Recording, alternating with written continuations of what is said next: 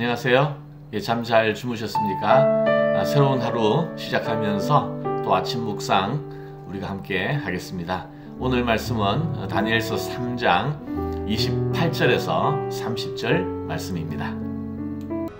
느부갓네살이 말하여 이르되 사드락과 메삭과 아벳느고의 하나님을 찬송할지로다.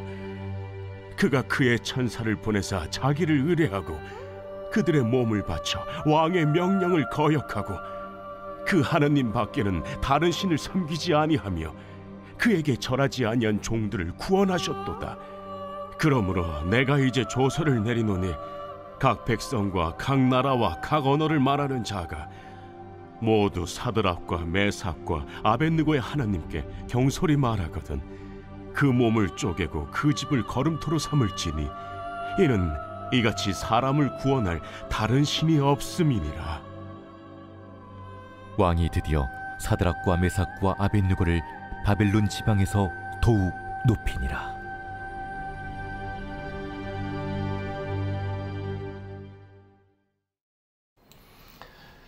네, 다니엘서 3장 이제 마지막 부분이었습니다.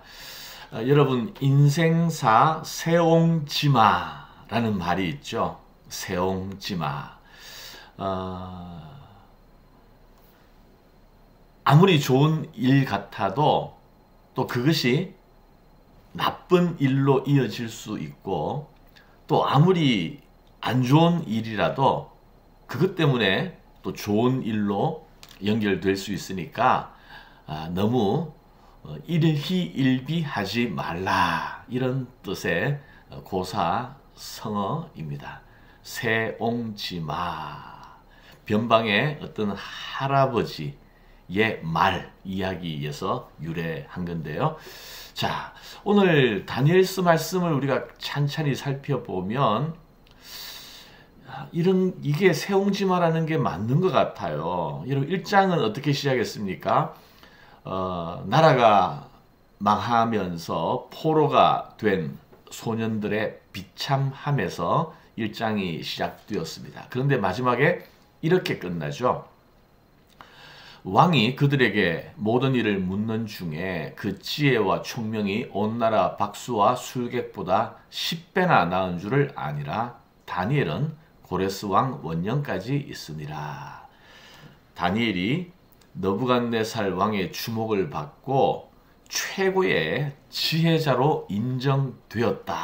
그런데 한때 그런 것이 아니라 바벨론 전 시대를 지나서 페르시아의 고레스 왕 때까지 그렇게 최고의 지혜자로 인정을 받고 존경을 받았다. 이게 1장의 처음과 마지막의 놀라운 대비입니다.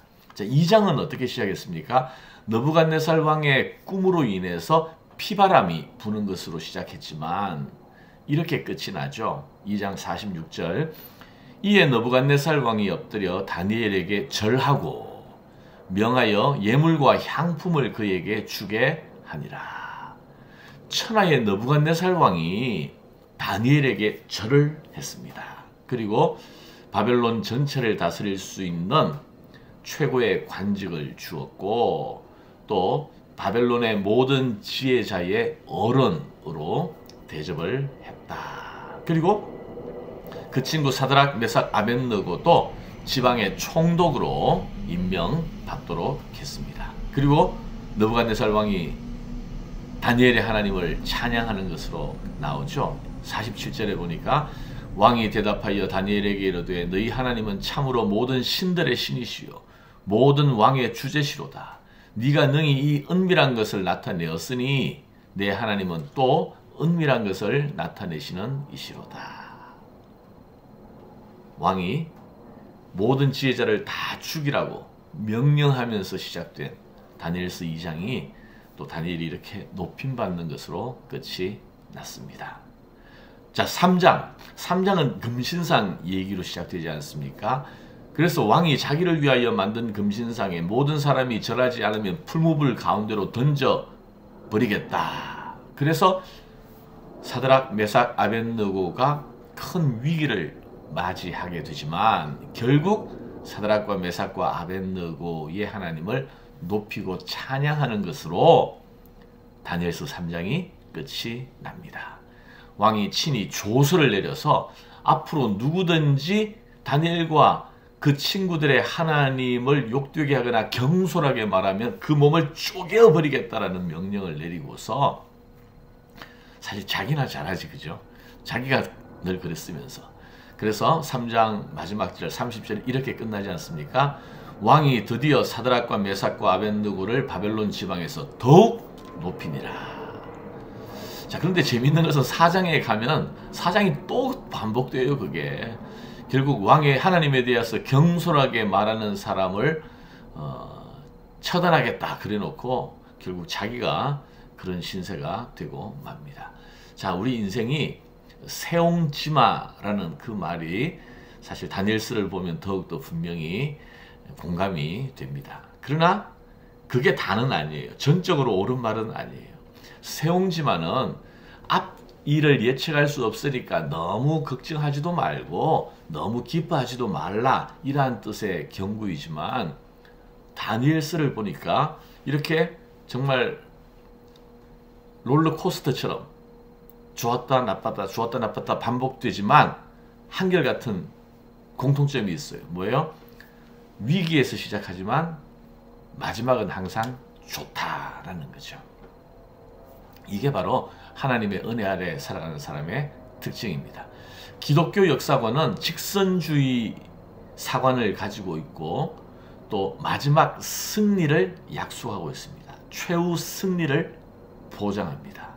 그래서 최후 승리에 대한 확신을 가져야 하잖아요. 예수님의 십자가가 아무리 고통스럽더라도 그의 부활과 승천으로 말미암아 모든 이김을 주신 하나님, 그 하나님을 믿고 최후 승리의 확신을 가져야 합니다. 왜냐하면 예수 그리스도의 재림이 그 승리를 가져올 것이기 때문에 그렇습니다. 베드로전서 4장 12절에 이런 말씀이 있습니다. 사랑하는 자들아, 너희를 연단하려고 오는 불시험을 이상한 일 당한 것 같이 이상히 여기지 말고 오히려 너희가 그리스도의 고난에 참여한 것으로 즐거워하라. 이는 그의 영광을 나타내실 때에 너희로 즐거워하고 기뻐하게 하려 하심이라. 그의 영광을 나타내실 때가 바로 예수님이 다시 오실 그때죠. 자, 그래서 믿는 자들의 인생은 아무리 힘들고 실패 같아 보여도 결국에는 영광스럽게 끝이 날 것입니다.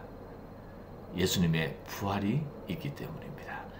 예수님의 재림이 있기 때문입니다.